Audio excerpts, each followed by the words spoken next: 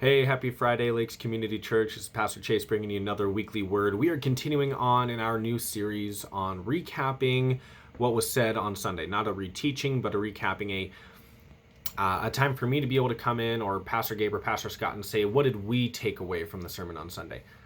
And so the main key point that has stuck with me throughout this entire week from Pastor Scott's teaching on false teachers, which, by the way, we're going to be continuing on that on Sunday, so that way we can hopefully be able to give you confidence when trying to identify false teachers, whether it's, God forbid any of it ever happens here, or if you go to a different church, if you go anywhere, you're listening to people online, that you'll be able to identify false teachers. That's the goal.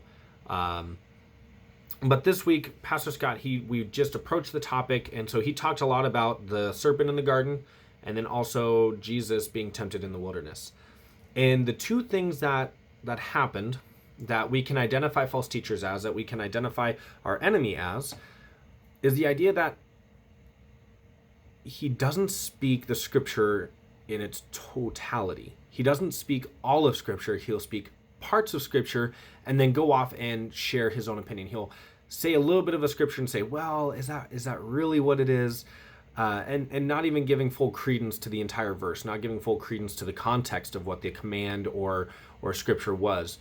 We see that with God's command in the garden, and then we also see that where the scriptures say that, the angels wouldn't allow Jesus to, strike his foot on a stone. But he left out some really key parts. And so what's really stuck out to me is that our enemy and false teachers, they don't reject scripture. They hold to scripture, but they hold to their version of scripture. They don't hold to what scripture has to say. They hold to what they want scripture to say. So it's this idea that false teachers and our enemy will take truths and turn them into half-truths. He'll look at a full truth and then twist it so it's a partial truth. And so then, we're believing in a partial truth rather than the full truth.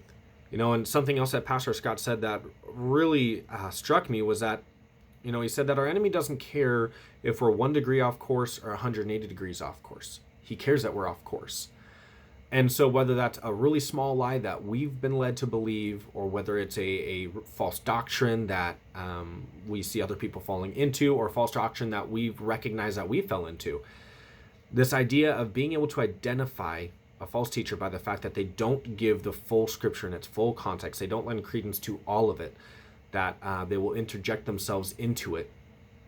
I think it's a comforting thing for me, actually, because then we can have more confidence looking at false teachers. We can have confidence identifying people who are false teachers in our life and that we should avoid.